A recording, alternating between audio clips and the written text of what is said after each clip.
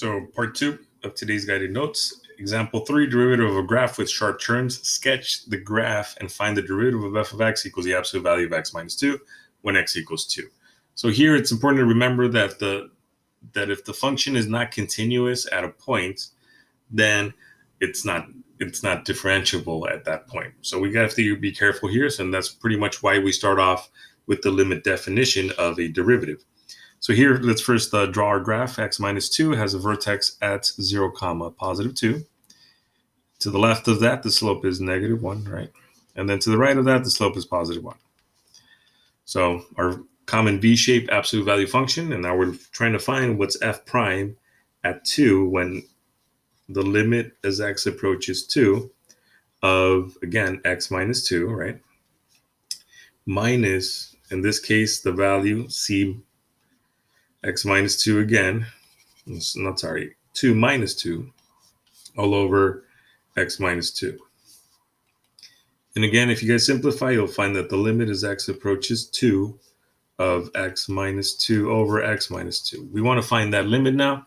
And if you guys recall, if we do try to find the limit as x approaches 2 from the left side, so from the left side of 2 of this, then our limit is going to be negative 1, right? Because remember, the graph has this weird jump right there in between.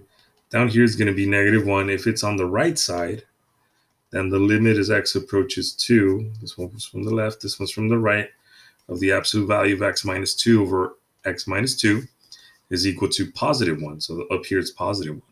And since the limit doesn't exist there, then we can say, therefore, f prime of 2 also does not exist. All right, so again, if the limit doesn't exist at that value, then therefore we can come to the conclusion that it also doesn't exist, that the f derivative does not exist at that point. So now let's look at vertical tangent lines. So the definition of a tangent line to a curve does not cover the possibility of a vertical tangent line. For vertical tangent lines, it's possible to use this definition, right? If f is continuous at x equals c, and the limit as h approaches 0 of f of c plus h minus f of c over h is equal to positive infinity, or the limit as h approaches 0 of f of c plus h minus f of c over h is equal to negative infinity. Then the vertical lines passing through c comma f of c is a vertical line tangent to the graph. So pretty much, if you guys have an undefined value there, then we can assume that is a vertical tangent line, right? So let's see what happens here. So the derivative of a graph with vertical tangent lines says sketch the graph and find the derivative of f of x equals the cubic root, right? X to the 1/3 is the cubic root. And then let's see what happens when x is equal to 0. So remember, this is the cubic root function. So it kind of has like this weird S shape. Kind of goes in the middle and then continues on like that, right? Those of you guys are familiar, you're always welcome to actually look at the graph too on Desmos if you want to find it that way. So here, if we do plug it in, right, we're going to find that the limit as x approaches 0 of x to the 1/3 minus 0 over x minus 0. That's just going to be the limits as x approaches 0 of 1 over x to the 2/3, right? This goes away. 0 over 0 is, negative 0 on top, and negative 0 on top is useless right there. And then x to the 1/3 over x to the first gives you x to the 2/3. And if you notice, in this case, we're going to approach infinity, right, as we get closer and closer to 0. So we can say, therefore, f prime of 0 also does not exist, all right? So again, it is pretty much a tangent line, but we can't, the slope is undefined, so we can't actually know what it is, right? And then let's see why derivatives fail to exist. So the derivative of a function f of x at a point where f of x has a sharp turn or cusp does not exist, right? So that was example 3. 2, the derivative of a function f of x at a point where f of x has a vertical tangent line also does not exist, right? So if it has a vertical tangent line, it does not exist. So sketch a graph of the two different functions f of x where the derivative of f of x at x equals c fails to exist for each reason shown to the left, right? So it's pretty much similar examples that you guys can find. So it could be anything like another absolute value function. That's perfectly fine. It could also be a function where it has a cusp, right? Something that's like a really sharp turn like that. That could be the reason. All right. So any of those two pretty much would cover reason one. The other one, like we said, it could be like the cubic function, right? So something like that. Not the cubic, but the cube root function, where it has a like a flat line right there.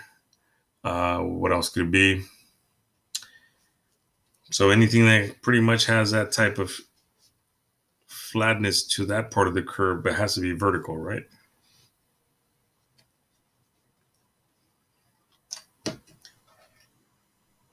And then let's look at the next theorem. So the theorem below will become very important throughout the course by allowing you to apply other special theorems.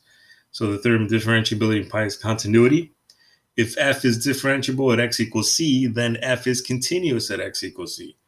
So if it's differentiable, then it has to be continuous at x equals c.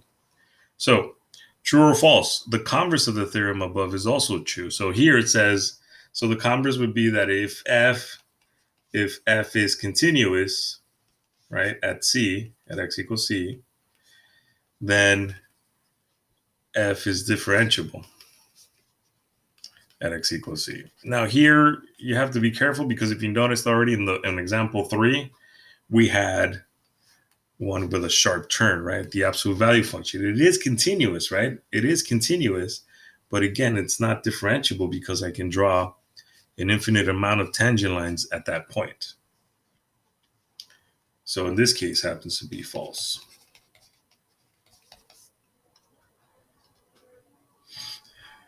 Estimating the value of derivative numerically, the table below gives the body temperature T in degrees over time, T in minutes on a polar bear on a very cold Arctic day. So you guys have your table of values, right?